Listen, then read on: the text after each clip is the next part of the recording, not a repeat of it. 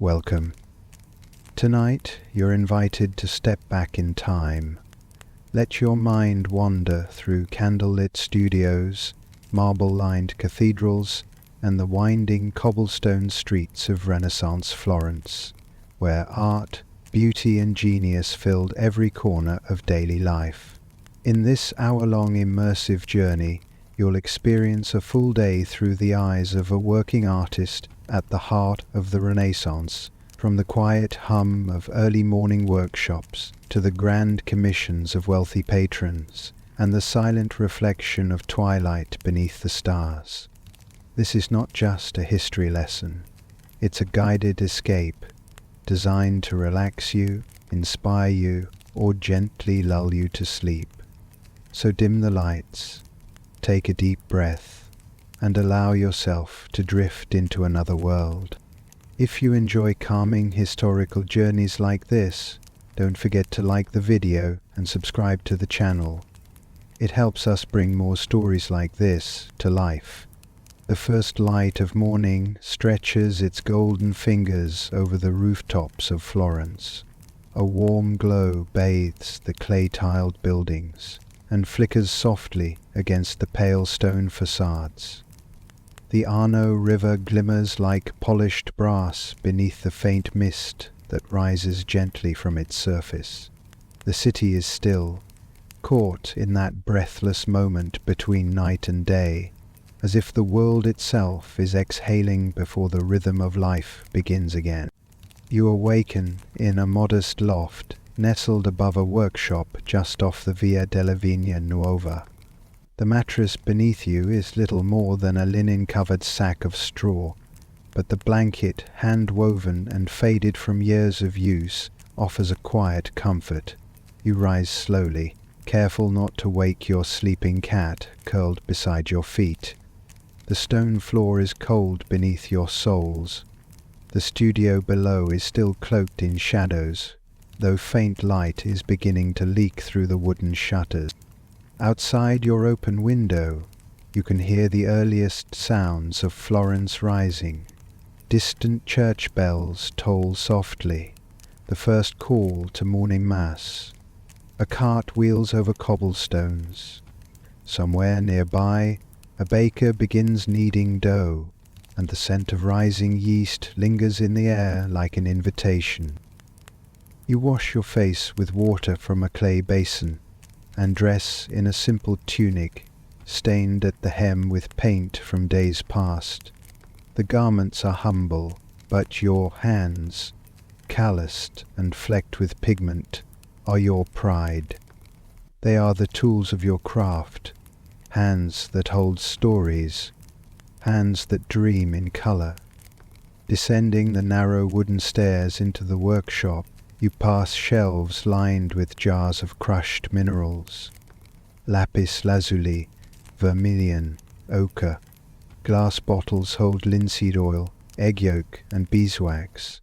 Brushes, knives, chisels, and palettes are arranged meticulously along a long wooden table.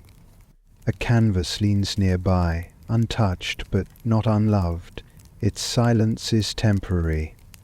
Today, it will begin to speak.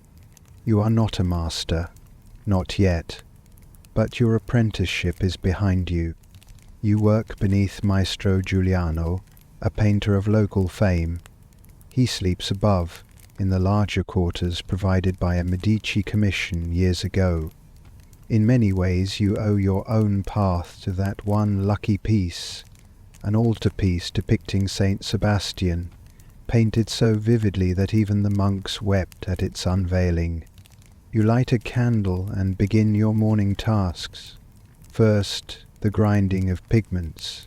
You take a slab of marble and a rounded stone and press down on the dried mineral powders, moving in circles until the texture is smooth and consistent.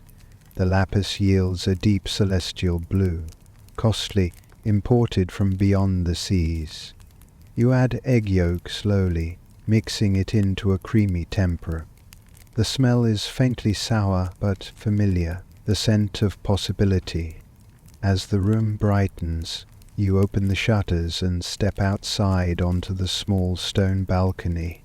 The view never ceases to stir something in you. Florence stretches in every direction, domes, spires, terraces, and bustling alleyways. The Cathedral of Santa Maria del Fiore towers above it all, its massive red dome like the crown of the city. You think of Brunelleschi and the genius it took to make such a marvel. Art in Florence is not just seen, it is breathed. Below, the city is beginning to wake. Children chase pigeons in the street. A merchant opens his stall, revealing bolts of silk dyed in every shade of the rainbow. A priest in a dark robe makes his way toward the chapel, beads in hand. The scent of roasted chestnuts and fresh bread wafts upward, comforting in its familiarity. Back inside, you begin sketching on a fresh piece of parchment. Simple strokes at first. A profile of a young woman you saw yesterday near the Ponte Vecchio. The angle of her neck. The way the curls of her hair kissed her cheek. Then a quick study of hands in motion, folding cloth, lifting a child, resting in prayer. These sketches are not commissions, they are yours. Quiet observations of the life that moves around you, unnoticed, but never unworthy of beauty. Time passes in a hush, broken only by the sound of charcoal against paper, and the occasional flutter of pigeons landing on the windowsill. You feel the day's momentum stirring beneath the surface, as if Florence itself is waiting to be painted. Then comes the familiar creak of footsteps overhead. The master is awake. You hear him descending the stairs, his robe dragging softly across the stone. Maestro Giuliano enters the workshop with a nod, his eyes scanning the morning's preparations. He picks up your blue tempera and tests its consistency with his finger, nodding approvingly. "Well done," he murmurs, his voice still thick with sleep. "We'll need more green before noon, and the sketch for the Madonna. Bring it to me when you're ready." You bow your head slightly and return to your work. The mention of the Madonna piece fills you with a strange blend of pressure and excitement. A new commission, a new opportunity. The rest of the morning moves like a slow, steady stream. Brushes are cleaned and sharpened, the canvas is prepped, and sunlight pours through the window like melted gold. The master begins work on a commissioned portrait, and you assist where needed, mixing colors, adjusting light, offering silence when words might disturb the flow of creation. You steal moments to sketch in the margins of your parchment. Ideas take shape. An angel leaning over a sleeping child, a fisherman casting a net beneath stormy skies. You are always watching, always remembering. In your mind, everything can be art, even a man tying his sandals, or a dove perched atop a crumbling wall. As the bells toll once more, this time louder, marking the midday hour, you feel hunger tug at your stomach, but you smile, content. Another morning in Florence, another day in pursuit of beauty. You glance at your stained hands once more. These hands may never build cathedrals or craft kings, but they will bring light to canvas. They will capture the fleeting magic of ordinary life, and perhaps, just perhaps, leave behind something that time will not erase. As the midday bells fade into the distance, you begin the rituals that have defined your life for years. Habits so embedded They feel like breathing. You weren't always a free artist. Not long ago you were an apprentice, and though your title has changed, your days are still bound to the rhythm of learning, repetition, and discipline. The studio buzzes with quiet activity. The scent of beeswax polish and old wood fills the air. Light streams in through tall windows, scattering patterns across the workshop floor like dappled sun in a forest glade. Every morning holds this moment, the echo of footsteps on stone, the shuffle of cloth, the whisper of brushes being prepared. You move to the storage shelf and carefully retrieve a thick, curved shell, your palette. It was once a scallop plucked from the Ligurian Sea. Now it holds colour. You fill each cavity with pigment, earthy browns, muted greens, and the precious ultramarine. That blue, the colour of Mary's robe, is still made from crushed lapis lazuli, imported from far-off Afghanistan. It costs more than gold, and using it is a privilege. You learned this in your first year as an apprentice. Waste nothing. Not paint, not paper, not time. Each material comes with a story. The ochre from the hills of Tuscany, the charcoal made from burned willow, the gold leaf pounded thin by hands you may never meet. You carry these stories with you, brushstroke by brushstroke. Your master enters again, carrying a rolled parchment under his arm. He gestures for you to follow him into the courtyard, where light is clearer and shadows less deceptive. There, beside a marble fountain, where doves drink and ivy creeps up the walls, he unfurls a sketch. This, he says, pointing to the central figure, will be St. John. I want his expression to carry grief, but not weakness. A noble sorrow. You nod, absorbing not just the instruction but the deeper meaning beneath it. Art in Florence isn't just about beauty. It's about theology, philosophy, humanity.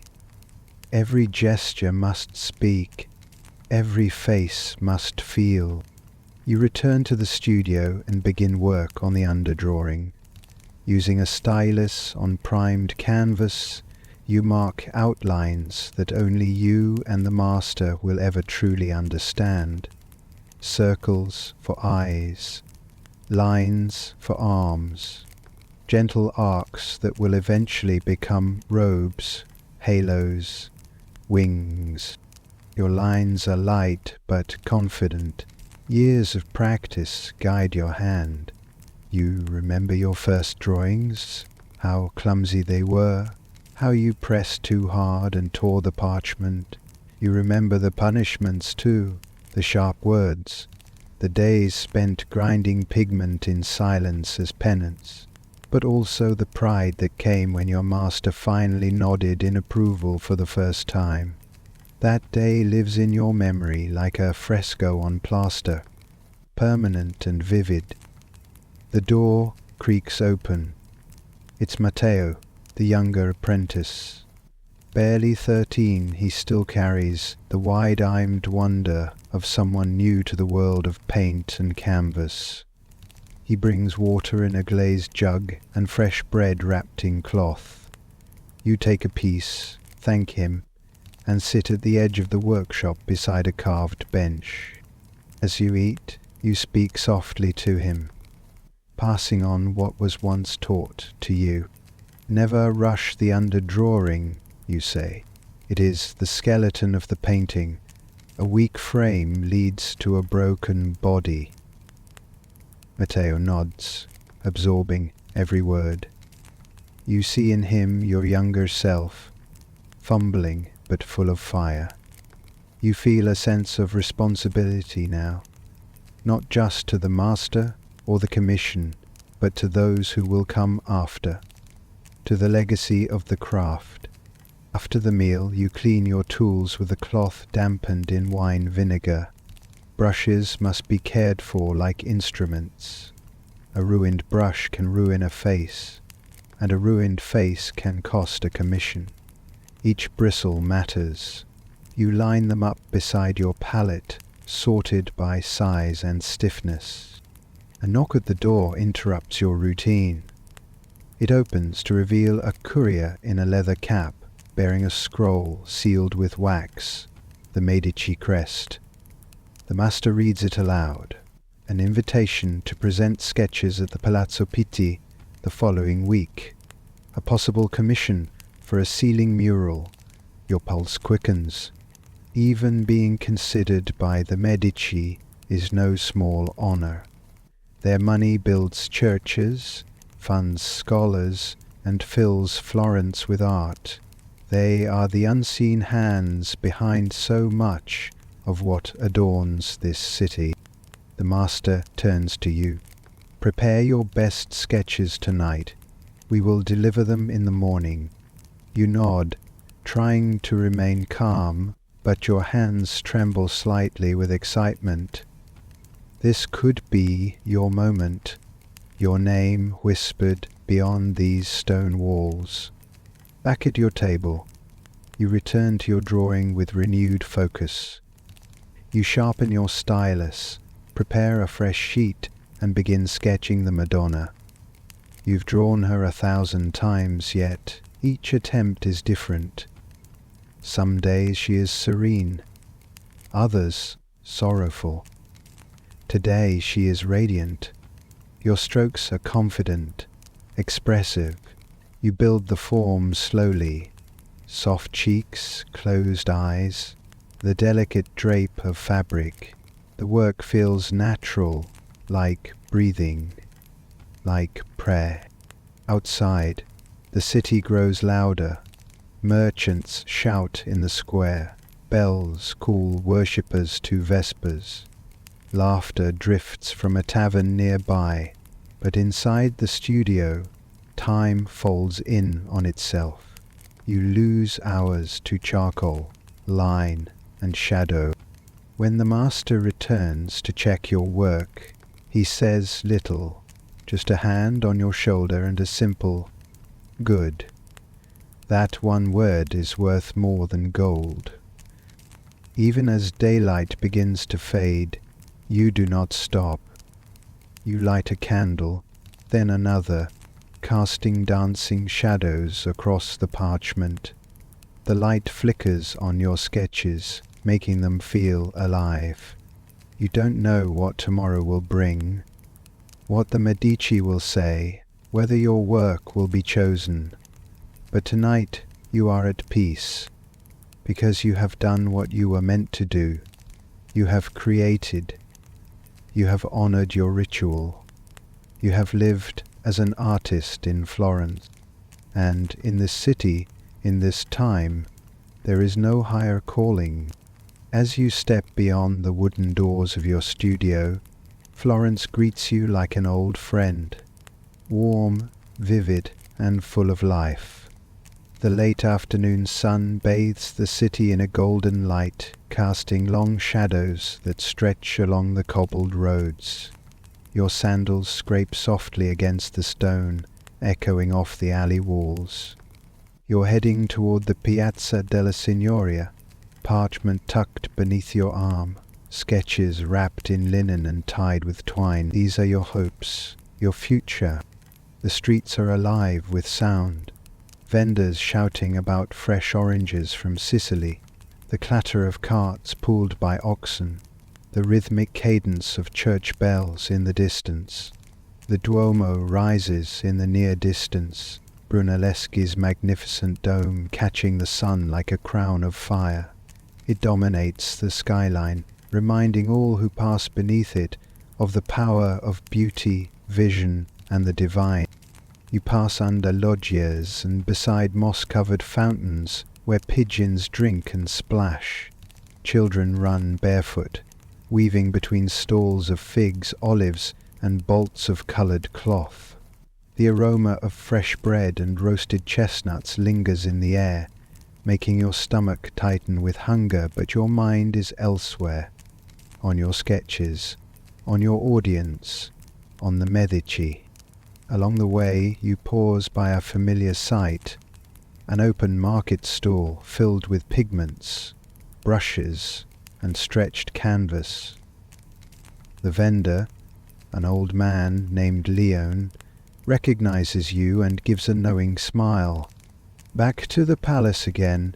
Hey," he says, his voice gravelly with age and pipe smoke. You nod. "Let's hope they like what they see." Arnie chuckles. "They always do. You've got that fire. I saw it when you were still a boy, buying charcoal and tearing parchment like it owed you money." You laugh softly and thank him before moving on. As you round the corner into the Piazza della Signoria, the square opens wide, framed by powerful architecture.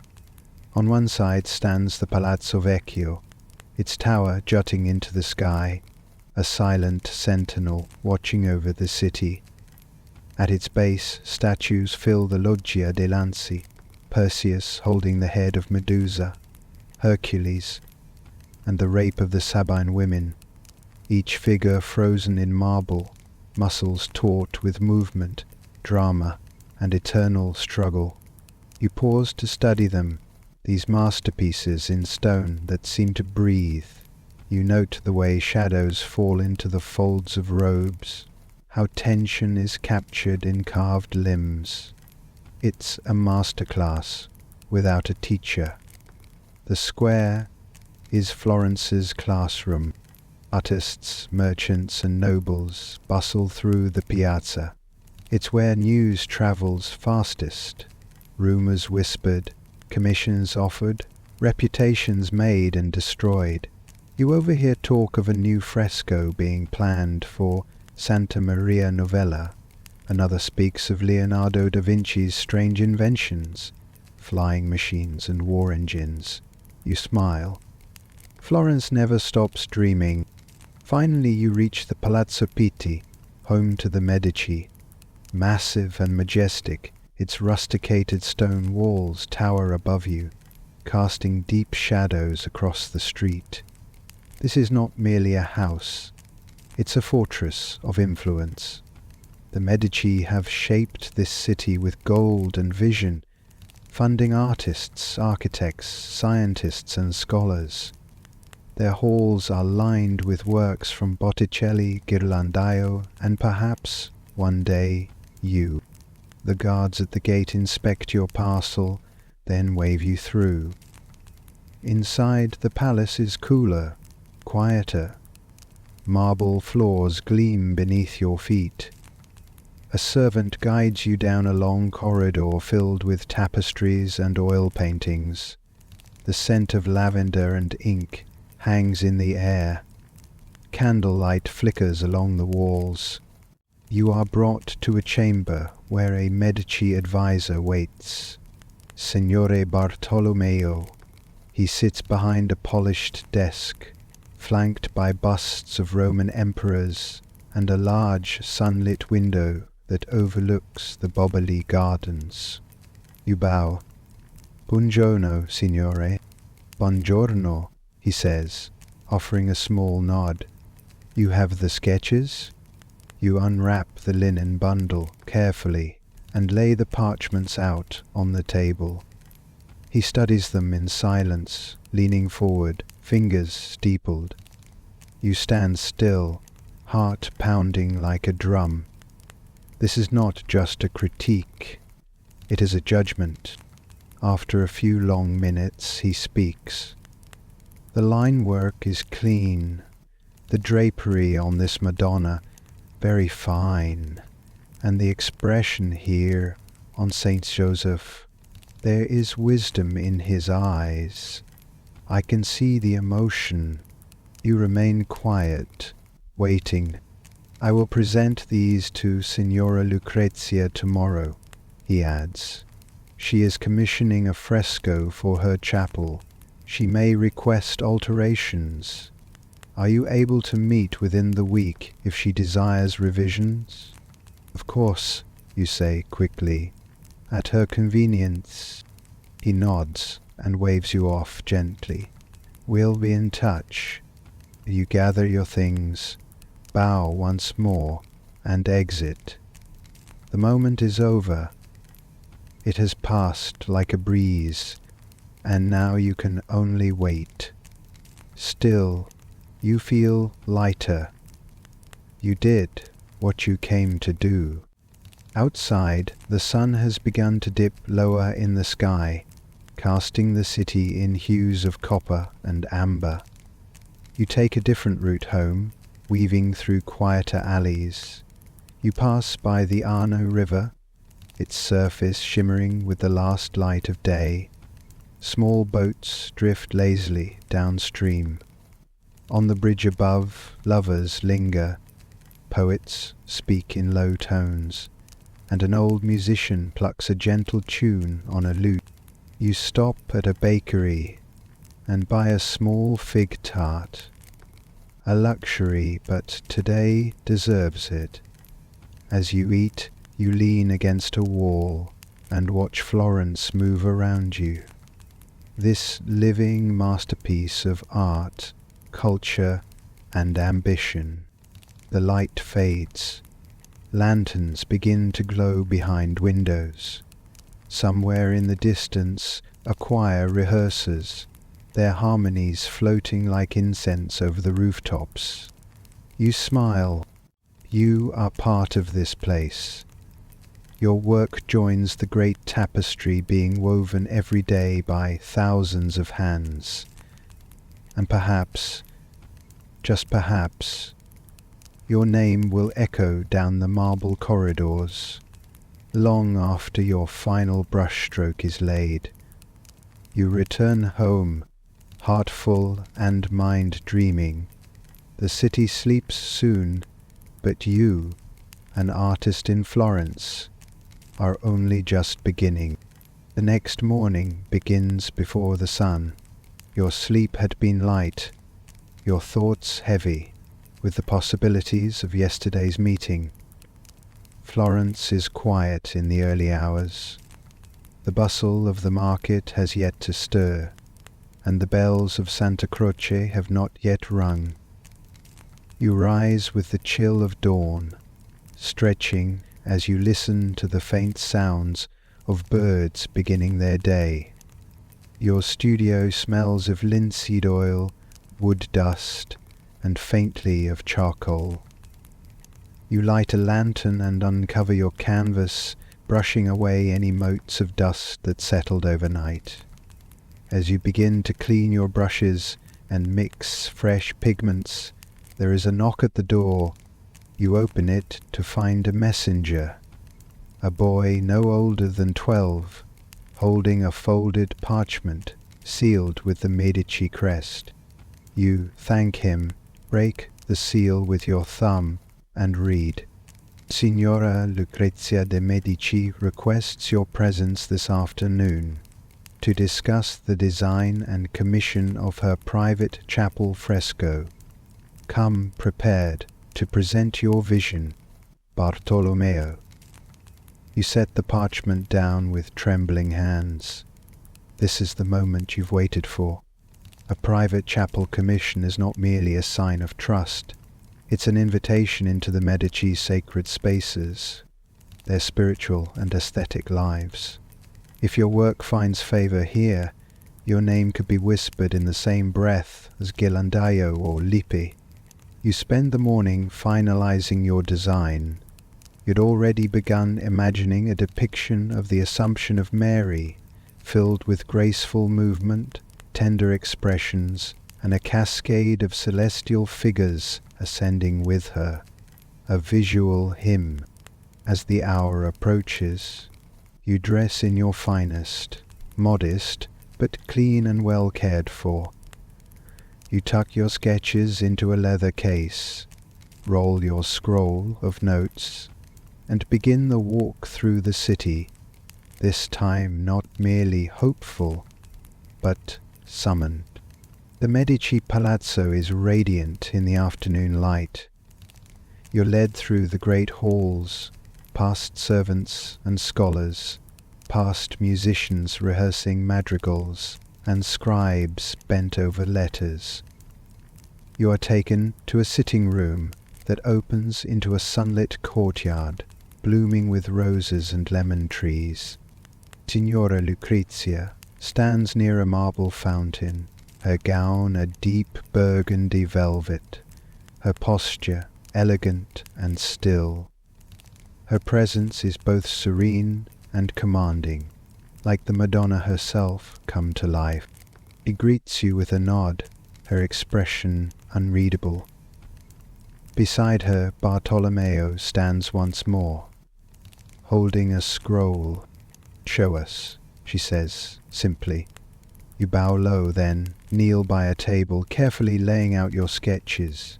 You explain your vision, how the Virgin will rise above the apostles, her robes billowing like sails, angels lifting her into golden light. You speak of balance, of emotion, of divine light captured in colour. You describe your use of chiaroscuro to bring depth, your intention to blend classical harmony with spiritual awe. Lucrezia listens without interrupting. Her gaze moves from your eyes to your drawings and back again. Finally, she speaks. "You have captured reverence in movement," she says, "and your Mary is not distant. She is radiant, human, alive." You nod, grateful. "That was my hope, my lady." She turns to Bartolomeo. "See to the chapel's preparation. This young man will begin at the week's end." It takes everything in you not to exhale in relief. You bow again. "I will not disappoint." "You'd best not," she says with a faint smile. "The chapel is for my mother's prayers. She sees more than any priest."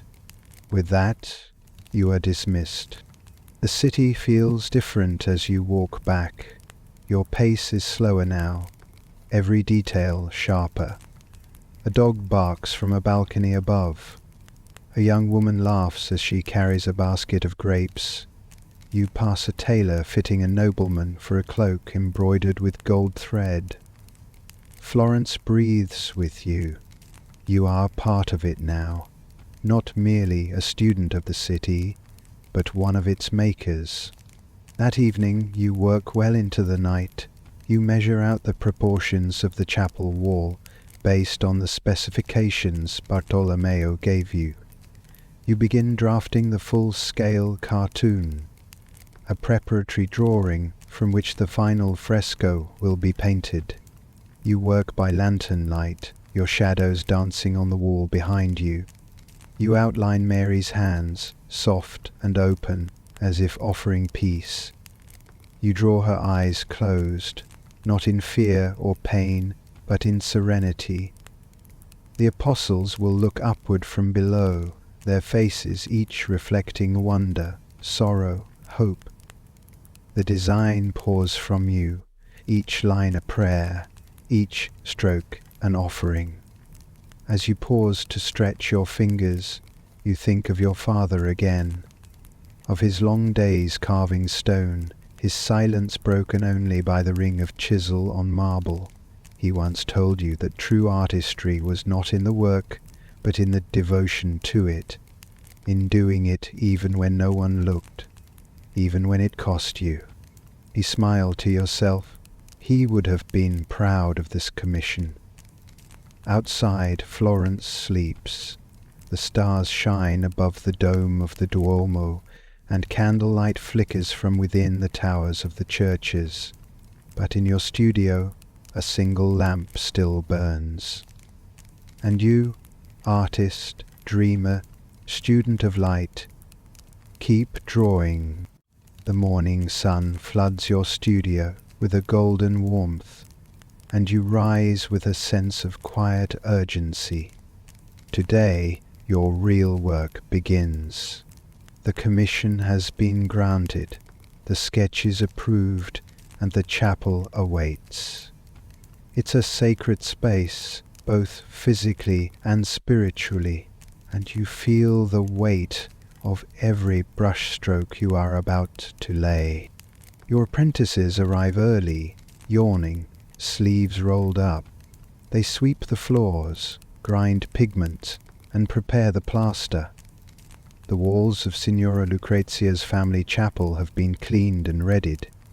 You visit them first, measuring the surface again, noting the slight curvature of the apse and how the light pours through the stained glass during the afternoon hours.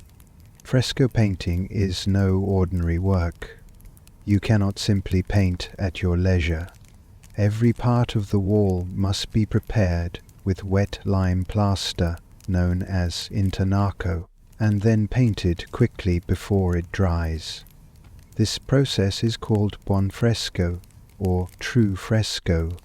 Once the pigment fuses with the plaster, it becomes part of the wall itself, unmovable, permanent. You decide to begin with the background, the clouds, the golden light, the gentle curvature of the heavens above Mary.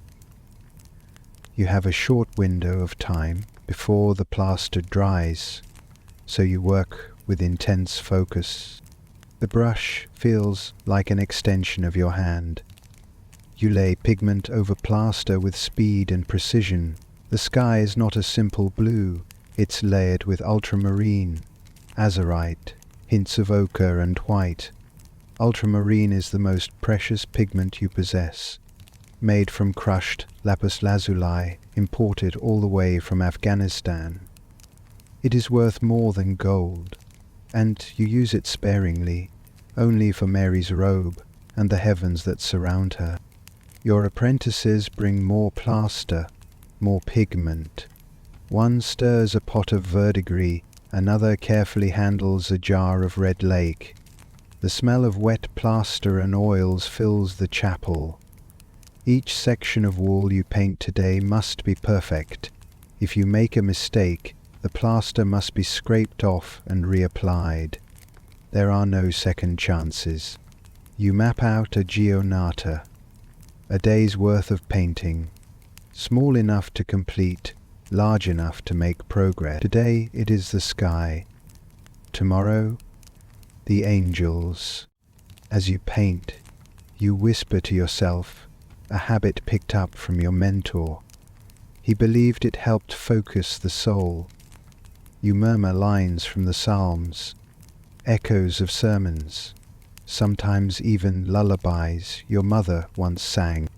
Visitors pass through the chapel from time to time. Some are members of the household, pausing to marvel. Others are clergy, evaluating the sacredness of your vision. One young girl, perhaps Lucrezia's niece, stands silently in the doorway, watching you work. She clutches a rosary in her hand and smiles when your eyes meet.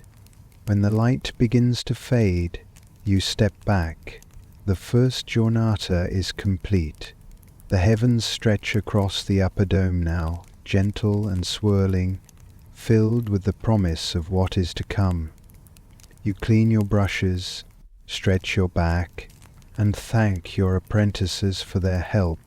Back in your studio that evening, you reflect on the day. It is one thing to create art.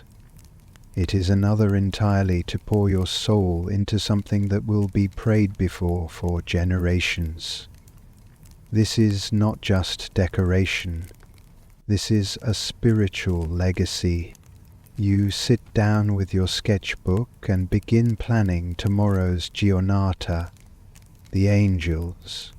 You want them to be youthful, joyous, radiant, not rigid beings of authority, but celestial dancers who rejoice at Mary's ascent.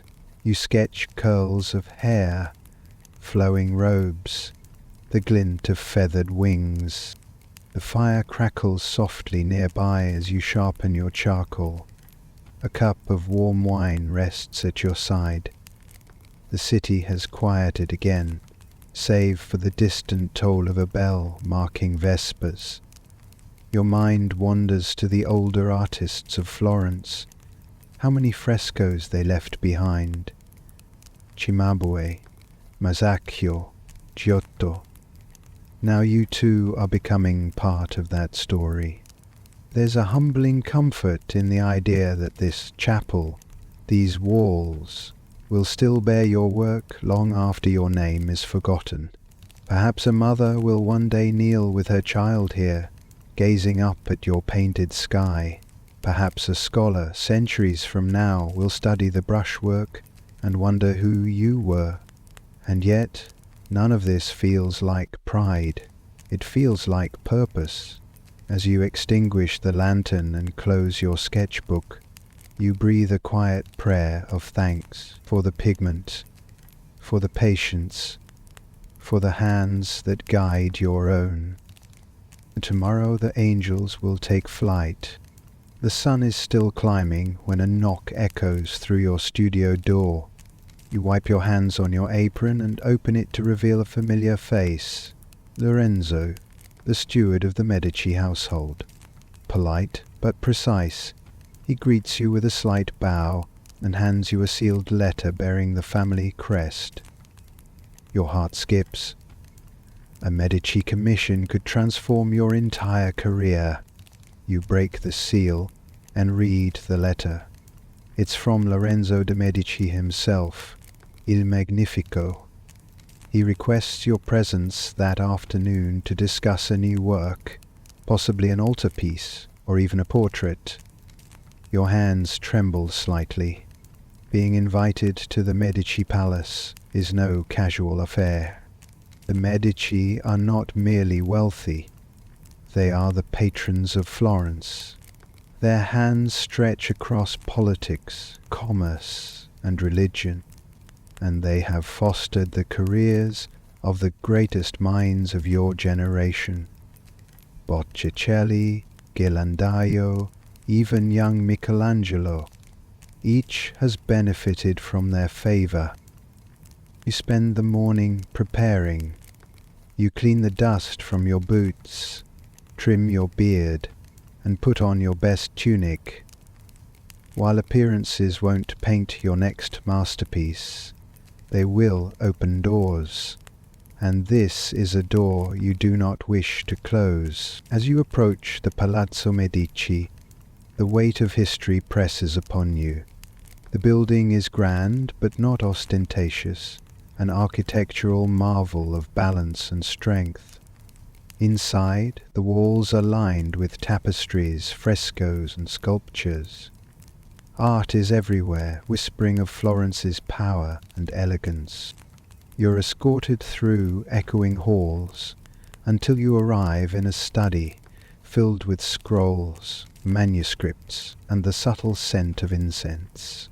Lorenzo rises to greet you. His eyes are sharp, curious, the kind that seem to see both your soul and your technique. He explains the commission, a large canvas to celebrate his family's lineage and piety, to be placed in a private chapel near San Lorenzo. He speaks not only of themes and dimensions, but of symbolism and legacy. He wants the work to inspire reverence and gratitude, to echo the divine harmony of heaven within the walls of Florence. You nod thoughtfully, taking in every detail. This is no mere assignment. It is a statement of identity, for Lorenzo, for his family, and now, through your hand, for Florence. As you leave the palazzo, a mix of excitement and pressure swirls within you. The commission is not just lucrative, it is sacred.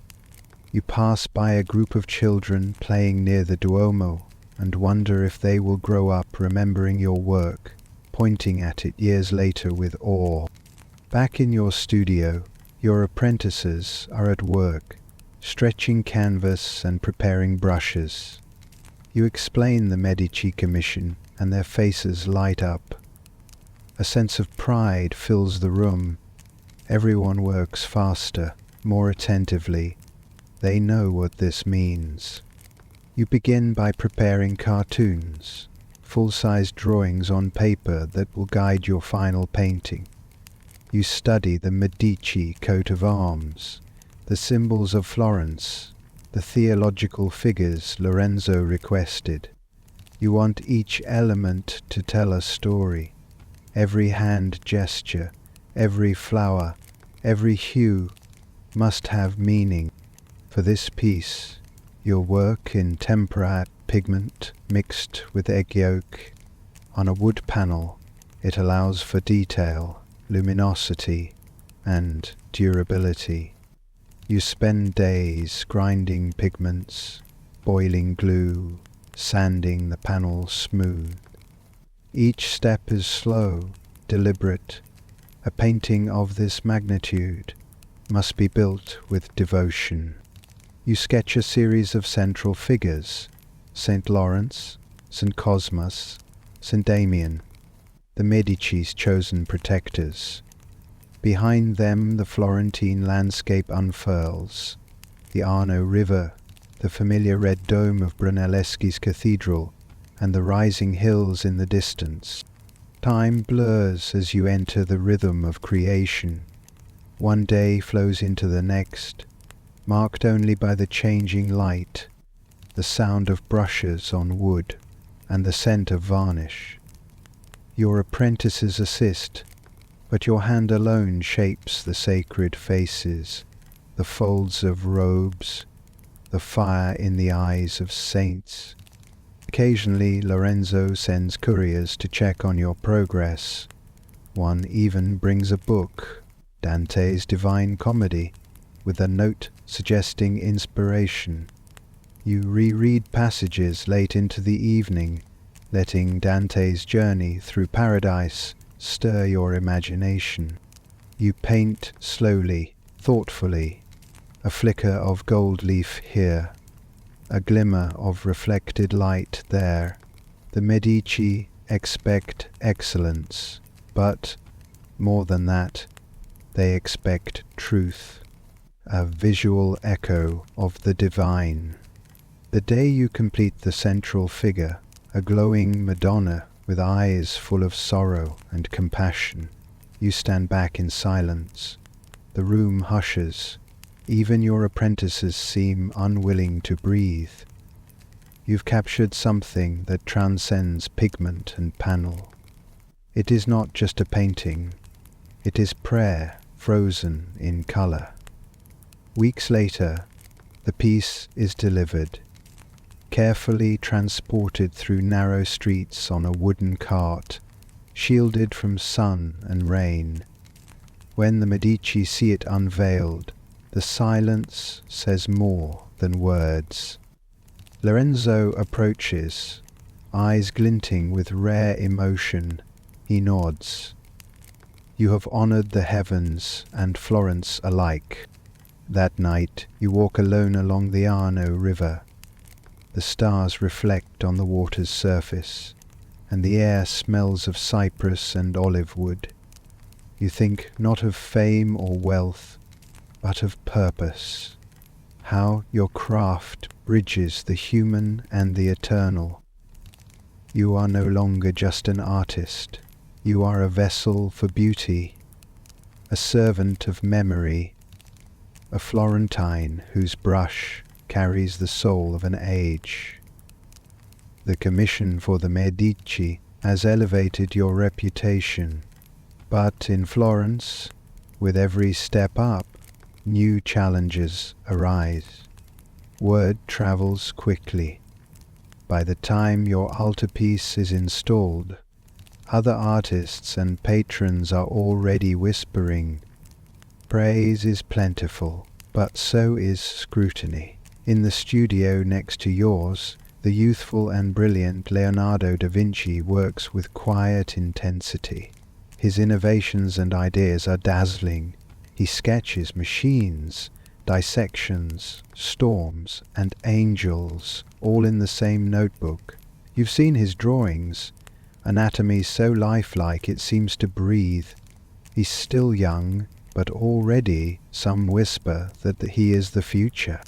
Across town, Sandro Botticelli is finishing a mythological work commissioned by another branch of the Medici family. His figures are dreamlike, suspended in a world of idealized beauty and symbolism. The Birth of Venus, people say, is not just a painting, it's a revolution. Then there's Domenico Ghirlandaio, a master of fresco and mentor to the rising star Michelangelo. He focuses on detail and realism, often blending contemporary Florentine faces into biblical scenes. His workshop bustles with apprentices and noble clients. You don't envy them, but you are aware. The Renaissance is not a peaceful time for artists. It is a crucible. Everyone is pushing boundaries, and to remain relevant, you must adapt. Art is changing. The flat figures and golden halos of the Gothic period are fading. In their place rise proportion, perspective, chiaroscuro, the interplay of light and shadow. Even the subject matter is expanding. Religion still dominates, but patrons now want mythology, philosophy, even science painted into their walls. To keep pace, you revisit your own knowledge. You spend evenings studying Vitruvius, the ancient Roman architect, and his theories on proportion. You examine how mathematics shapes beauty, how geometry governs the universe. You sketch circles within squares, just as Da Vinci does. You attend anatomical dissections at the Hospital of Santa Maria Nuova, where physicians allow artists to observe the human body. It's grisly work, but necessary. To paint truth, you must know flesh, muscle, and bone, not just drapery. One afternoon, while studying in the Piazza della Signoria, you witness a crowd gathering around a makeshift stage. A travelling scholar is reciting lines from Petrarch and Cicero, while another paints allegorical figures live to illustrate the words. The crowd is enraptured. This is the Renaissance, where art, poetry, philosophy, and science blend like colours on a palette. Back in your studio, you begin experimenting. You test new pigments. Lapis lazuli from Afghanistan for deep blues, vermilion for warm reds. You try new mediums, combining oil and tempera, using glazes to create depth, building light through layer upon layer. You decide to take a daring step, a secular painting, a scene from classical mythology rather than the Bible. Inspired by Ovid's Metamorphoses, you begin sketching Apollo and Daphne, capturing the exact moment of transformation, her fingers sprouting leaves as she flees. This is a risk. Religious themes are safe, but you want to expand, you want to show Florence and yourself that your art can span every corner of the human experience. The painting takes weeks. You labour over every detail, the terror in Daphne's face, the yearning in Apollo's eyes, the swirling wind that seems to ripple through the canvas. When it's finished, you hang it quietly in your studio window. The next morning, a crowd gathers. Some are stunned, some whisper, but most simply stare. Soon a minor noble arrives and offers to buy it on the spot. He wants it for his private study, proof of taste, intellect, and status. You accept, realizing that your artistic world has just widened. Amid all this, letters from your family arrive. Your mother, proud and emotional, writes that even the priest at your childhood parish has heard your name. Your younger brother now dreams of becoming a painter too. Your father, once skeptical, now brags to neighbors that his son dines with Medici. There is joy, but also pressure. To remain at the forefront, you must never rest. Others are catching up, and in some ways surpassing you. You hear rumors that Michelangelo, barely more than a teenager, is sculpting a figure so lifelike it might breathe. The future is fast approaching. Still, Florence rewards boldness. You are invited to participate in a collaborative fresco project at the City Hall. Each artist is assigned a wall. Leonardo takes one, you take another. It's not a competition, officially, but everyone knows comparisons will be made. You work harder than ever. You incorporate architectural elements, vanishing points, classical figures, and vivid narrative into your wall. You consult with mathematicians, you consult with poets. Your fresco is not just a painting, it is an idea made visible. When the frescoes are unveiled, the crowd applauds both works. The city is proud. You and Leonardo nod to each other, both knowing you have created something meaningful. Later, as you stroll past the Uffizi, you feel the pulse of Florence in your chest. It is a city of genius, yes, but also of passion, rivalry, and courage. You are no longer just surviving in the Renaissance. You are shaping it. The heartbeat of Florence isn't only found in its workshops and studios. It pulses through the streets, the piazzas, the cathedrals, and nowhere is this more alive than during the city's festivals. Your work pauses in midweek as trumpets blare outside your studio. It's the feast of San Giovanni, Florence's patron saint. Every June, the city transforms into a stage. Flags of the city's districts, quartieri, fly high. Parades snake through cobbled streets, and people pour from their homes in dazzling attire. Today, you are not a painter. You are a Florentine. You join the crowd in the Piazza del Duomo, where merchants, clergy, nobles, and peasants mingle together in rare unity. Children balance on their fathers' shoulders to glimpse the floats bearing saints and angels. Draped in gilded cloth and velvet, young men carry relics through the streets, flanked by incense and chanting choirs. As the sun climbs, you make your way toward the Arno River, where fireworks will be launched at dusk. But before that comes the Calcio Storico, a brutal, no-rules match that blends rugby, wrestling, and soccer. You find your friends already seated on wooden benches, cheering for the Santa Croce team in their red uniforms. The game begins with a cannon blast. Bodies slam together, fists fly, dust rises. It's chaos, but it's tradition. By the end, blood is spilled, but no one complains. It's said that Calcio reflects the spirit of Florence, competitive, fierce, and loyal.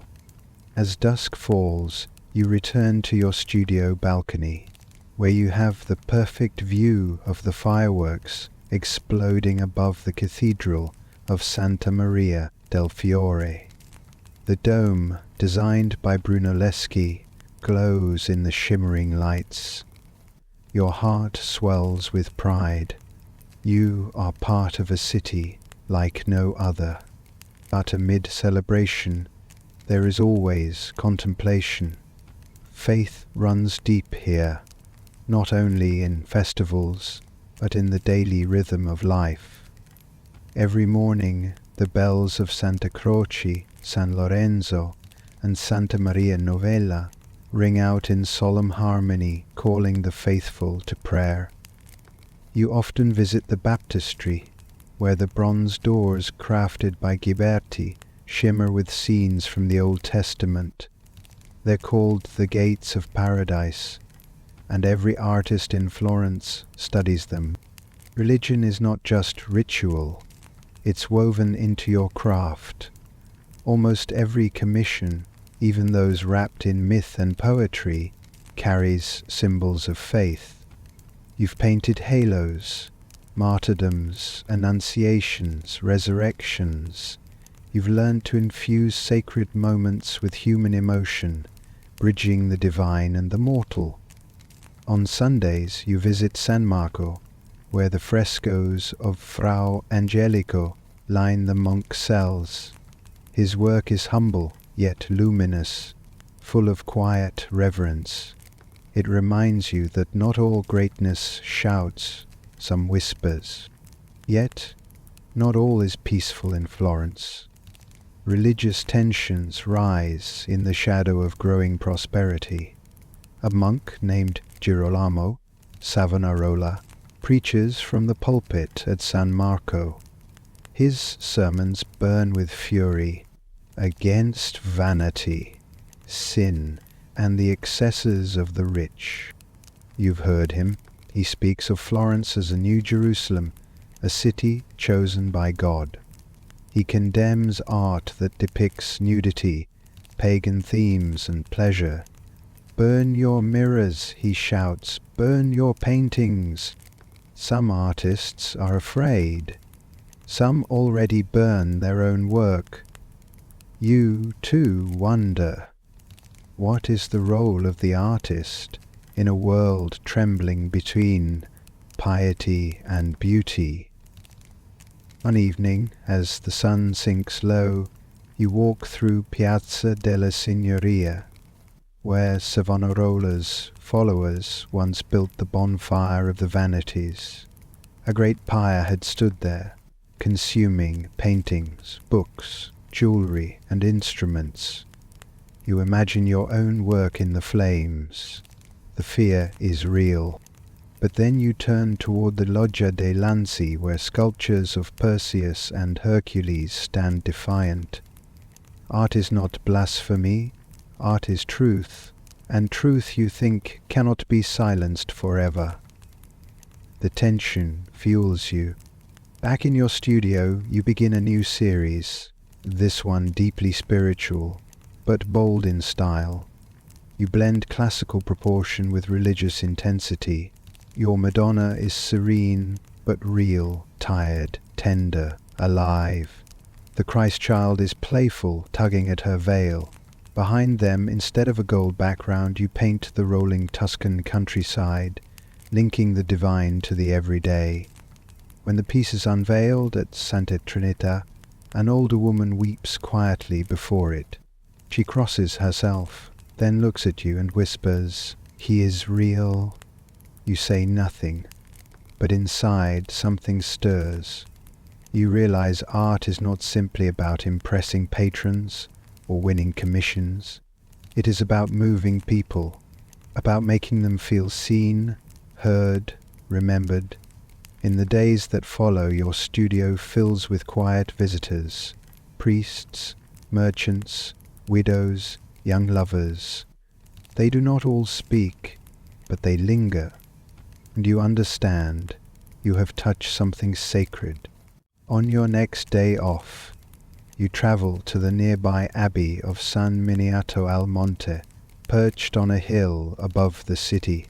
From here, Florence spreads below you like a canvas, its red rooftops, winding alleys, and the shining dome of the Duomo all glowing in the sun. You breathe in deeply. This is your city, your time, your calling. And though storms may come, whether from politics, preachers, or rivals, you will continue because you are an artist. And in Florence, that is enough. The years have begun to etch their stories into your hands. Faint calluses, the curve of a brush-fingered grip, the stiffness in your knuckles at dawn. Time passes, but your workshop remains the heart of your world. Today begins like many before it. The door creaks open as your apprentices arrive, their chatter echoing off the stone walls. Some are still boys, their smocks stained with pigment, eyes wide with dreams. Others are older, focused, deliberate, slowly blooming into artists of their own. You greet them warmly. For you, the workshop is more than a workplace. It is a sanctuary, a forge of talent, a lineage. In the early hours, you review their sketches. One is learning perspective, another is attempting drapery folds. You lean over his shoulder, guiding his charcoal with a gentle hand. Follow the weight of the fabric, not just the shape, you say. See how gravity plays its part. Teaching, you realize, has become one of your greatest joys. Each lesson is not just about lines or light. It is about patience, courage, curiosity. You remember your own apprenticeship, the hunger to impress, the fear of failure. You now try to offer what you once sought: mentorship, encouragement, a safe place to stumble and grow. The workshop is organized chaos. Wooden tables hold clay studies, marble fragments and bundles of brushes. Shelves brim with glass jars, vermilion, lapis, ochre, umber. The scent of oil, glue and linseed floats through the air. Beneath the large north-facing window, a canvas stretches taller than a man. It's your latest altarpiece, nearing completion. In the background, one apprentice grinds pigments in a stone mortar. The rhythmic sound is oddly soothing. Another mixes gold leaf, carefully laying it over a halo on a smaller commission. Across the room, someone reads aloud from a letter. It's from a patron in Venice, inquiring about a possible portrait. You pause to think. Your name has spread. From Florence to Siena, even to Rome. You've received letters from dukes and cardinals. Some offer coin, others promise influence. But you accept only what aligns with your heart. Not all gold glitters the same. Later in the day, you meet with a young noblewoman. Her father has requested her portrait. She arrives in silks, her posture poised, but her eyes dart nervously. You ask her about her favorite flower, and she relaxes slightly. It's violets. You'll include them subtle, tucked into the embroidery of her gown. When she leaves, you sketch quickly, capturing her posture, her expression, the gentle slope of her jaw. It's not vanity you seek, it's truth, a quiet dignity, a sliver of soul. As afternoon light drips through the windows, you gather your apprentices for a lesson in chiaroscuro, the use of light and shadow. You place a single candle before a clay bust and ask them to draw what they see, not what they know, what they see. Light shifting across surfaces, dissolving form into mystery. Art, you say, is not just about accuracy. It is about revelation. They nod slowly, pencils scratching in silence. For a moment, the room feels sacred. Later, you retreat to the back of the studio where your journals are kept. You write in the margins of your sketchbook, noting an idea for a future fresco, perhaps a scene of St. Jerome alone in the desert, or an allegory of time and truth. Ideas bloom faster than you can paint them, but that's the joy of it. Always one more canvas to fill. As dusk approaches, the apprentices clean their tools and sweep the floors. You nod to them as they leave, one by one, shadows stretching behind them. Now, alone, you return to your easel. You dip your brush in deep blue, ultramarine, precious and rare. Layer by layer, you paint a night sky behind a kneeling angel. Stars begin to emerge, each one touched with the smallest dab of white. The figure's wings unfurl, the folds of the robe ripple. It's still incomplete, but you can see it taking form. You step back, breathe. Tomorrow will bring more work, but tonight, the silence of the studio is yours. You think about legacy, not the fame or fortune, but the echoes you leave behind, the faces you've painted, the hands you've guided, the stories you've told in color and line. One day, someone will look at your paintings and wonder who you were. You hope they see not just the brushstrokes, but the care, the conviction, the humanity, because in every piece of art there is a trace of the artist, a memory, a moment, a heartbeat. And here in your Florence, you have lived a life full of them. The sun rises gently over the red-tiled rooftops of Florence. From your window the Duomo glows in the amber light, its vast dome casting a soft silhouette against the morning sky. You stand there quietly for a moment, watching the city awaken, carts creaking over cobblestones, shopkeepers raising shutters, the bells of San Lorenzo chiming through the streets. Today feels different, not because of the commissions waiting in your studio or the nobles requesting portraits, but because today you feel the full weight and wonder of your life's work. Years ago you picked up a brush simply to learn. Now you paint to remember, to share, to leave something behind. After a light breakfast of bread, cheese and sweet wine, you step into the heart of your workshop one last time today.